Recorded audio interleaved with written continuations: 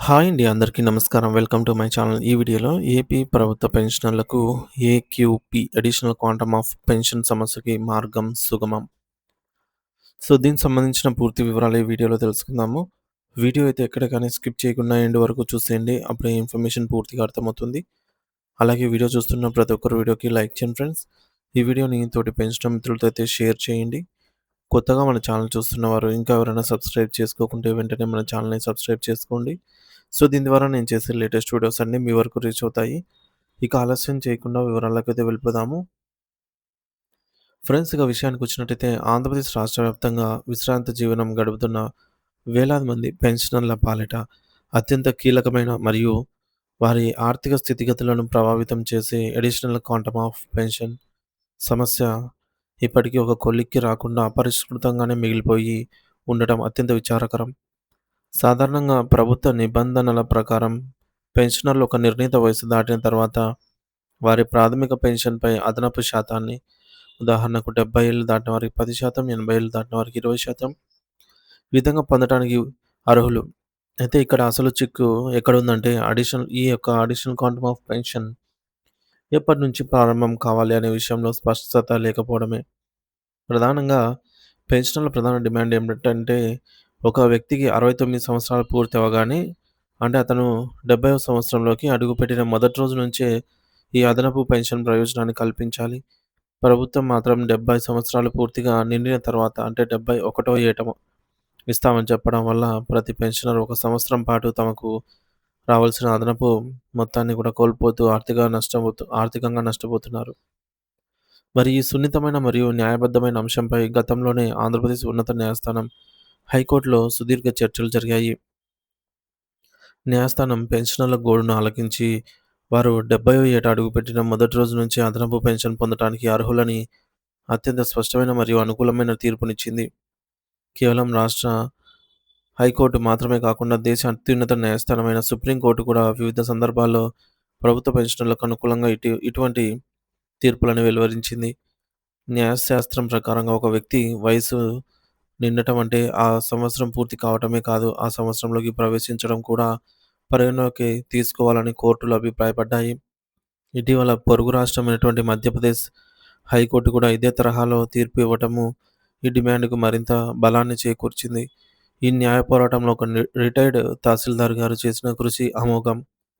ఆయన తనకు 70వ ఏట ప్రారంభమైన మొదటి రోజు నుంచి అడిషనల్ క్వాంటమ్ ఆఫ్ పెన్షన్ మంజూరు చేయాలని కోరుతూ వ్యక్తిగతంగా హైకోర్టులో కేసు వేసి సుదీర్ఘ పోరాటం తర్వాత తనకు అనుకూలంగా తీర్పయితే పొందారు. అయితే విచారకరమైన విషయం ఏమిటంటే, ప్రభుత్వం ఆ తీర్పును కేవలం ఒక్క వ్యక్తికి మాత్రమే అమలు చేసింది తప్ప రాష్ట్రంలోని మిగిలిన వేలాది మంది అర్హులైనటువంటి పెన్షనర్లకు దానిని వర్తింపజేయలేదు. ఇక్కడే రాష్ట్ర పెన్షనర్ సంఘాల వైఫల్యం స్పష్టంగా కనిపిస్తోంది. ఈ తీర్పును ఒక జీవో రూపంలో అందరికీ వర్తింపజేసేలా చేయడంలో సంఘాలు తగినంత ఒత్తిడిని ప్రభుత్వంపై తీసుకురాలేకపోయాయి. దీని ఫలితంగా ఏటా వేలాది మంది వృద్ధ పెన్షనర్స్ తమ రాజ్యాంగబద్ధంగా అందాల్సిన వేల రూపాయలను కోల్పోతున్నారు. ఈ అదనపు పెన్షన్ సమస్యకు అసలు పునాది గౌహతి హైకోర్టులో జరిగిన ఒక కేసు. అక్కడ ఒక ప్రభుత్వ పెన్షనర్ తనకు 70 సంవత్సరాల నుండి 80వ సంవత్సరంలోకి అడుగుపెట్టిన మరుక్షణం నుంచే అదనపు పెన్షన్ ఇవ్వాలని కోర్టునైతే ఆశ్రయించారు. ఆ కేసును విచారించిన గౌహతి హైకోర్టు వయసు పెరిగే కొద్దీ వైద్య ఖర్చులు మరియు ఇతర అవసరాలు కూడా పెరుగుతాయని, కాబట్టి ఆ సంవత్సరం మొదటి రోజు నుండే పెన్షన్ పెంచడం సమంజసమని తీర్పునిచ్చింది. మరి అప్పట్లో ఆ రాష్ట్ర ప్రభుత్వం ఆ తీర్పును సవాల్ చేస్తూ సుప్రీంకోర్టులో స్పెషల్ లీవ్ పిటిషన్ వేసింది. కానీ సుప్రీంకోర్టు ఆ పిటిషన్‌ను నిర్ద్వందంగా కొట్టివేస్తూ హైకోర్టు తీర్పు సరైనదేనని సమర్థించింది. ఇది దేశవ్యాప్తంగా ఉన్న పెన్షనర్లకు ఒక గొప్ప న్యాయపరమైనటువంటి విజయం అని చెప్పొచ్చు.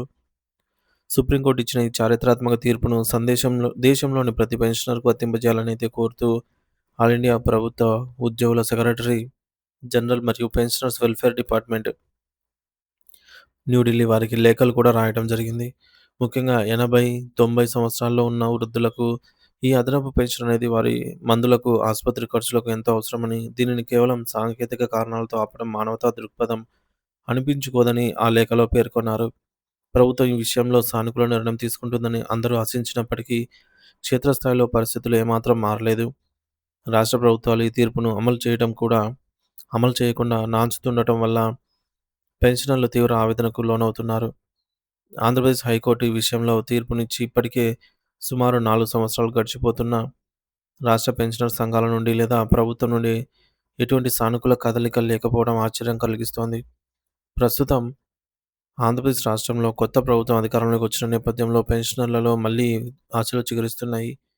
గతంలో జరిగిన జాప్యాన్ని పక్కన పెట్టి ఇప్పటికైనా పెన్షనర్ సంఘాలు మరియు జేఏసీ నాయకులు ఒక పటిష్టమైన కార్యాచరణతో ముందుకెళ్లాలి అని పెన్షనర్స్ కోరుతున్నారు. కేవలం చర్చలకే పరిమితం కాకుండా సంబంధిత ఆర్థిక శాఖ అధికారులు మరియు మంత్రులను కలిసి ఈ సమస్య తీవ్రతను వివరించాలి. అవసరమైతే రాష్ట్ర వ్యాప్తంగా ఉన్నటువంటి పెన్షనర్స్ అందరి తరపున మళ్ళీ న్యాయ పోరాటం చేయడానికి కూడా సిద్ధంగా ఉండమని వారు ఉన్నామనైతే హెచ్చరిస్తున్నారు. మరి పెన్షనర్లు తమ చరమకంలో గౌరవప్రదంగా జీవించాలంటే ఈ అడిషనల్ క్వాంటమ్ ఆఫ్ పెన్షన్ సమస్య పరిష్కారం కావడం అత్యవసరం. దీనికోసం పెన్షనర్ సంఘాలు తక్షణమే ప్రభుత్వంపై ఒత్తిడి తీసుకురావాలి. ముఖ్యంగా 70 ఏళ్లు దాటిన వారికి 10%, 80 ఏళ్లు దాటిన వారికి 20% ఇలా వయసు పెరిగే కొద్దీ వచ్చే అదనపు మొత్తాన్ని ఆయా సంవత్సరాల మొదటి రోజు నుంచే ఆహ్, ఎంటరింగ్ ఇయర్ నుంచే మంజూరు చేయాలి. ఇది కేవలం ఆర్థిక ప్రయోజనం మాత్రమే కాదు, వృద్ధులకు ప్రభుత్వం ఇచ్చే ఒక భరోసా. కేంద్ర ప్రభుత్వ మార్గదర్శకాలను మరియు వివిధ హైకోర్టులు ఇచ్చిన తీర్పులను ప్రాతిపదికగా తీసుకొని రాష్ట్ర ప్రభుత్వం ఒక సమగ్రమైన ఉత్తర్వును విడుదల చేయాలి. సో, మొత్తంగా రాష్ట్ర పెన్షనర్ సంఘాలు మరియు నాయకులు ఇప్పటికైనా మేల్కొని ప్రభుత్వం ముందు ఈ డిమాండ్‌ను గట్టిగా ఉంచాలి. వందలాది మంది పెన్షనర్స్ ప్రతి నెల ఆర్థికంగా నష్టపోకుండా చూడాల్సిన బాధ్యత సంఘాల నేతలపై ఉంది. ప్రభుత్వం కూడా మానవీయ కోణంలో ఆలోచించి కోర్టుల చుట్టూ వృద్ధులను తిప్పకుండా నేరుగా తీర్పులను అమలు చేసి వారికి న్యాయం చేకూరుస్తుందనైతే రాష్ట్ర వ్యాప్తంగా ఉన్నటువంటి లక్షలాది మంది పెన్షనర్స్ అయితే ఆశగా ఎదురు చూస్తూ ఉన్నారు. సో, ఈ సమస్య త్వరలోనే పరిష్కారం అయ్యి, అర్హులైన ప్రతి పెన్షనర్ ఖాతాలో అదనపు పెన్షన్ మొత్తం సకాలంలో జమ అవుతుందని ఆశిద్దాము. సో, పోరాటం విజయవంతమైతే అది పెన్షనర్స్ అందరికీ ఐకమత్యానికి దక్కిన గొప్ప గౌరవం అయితే అవుతుంది.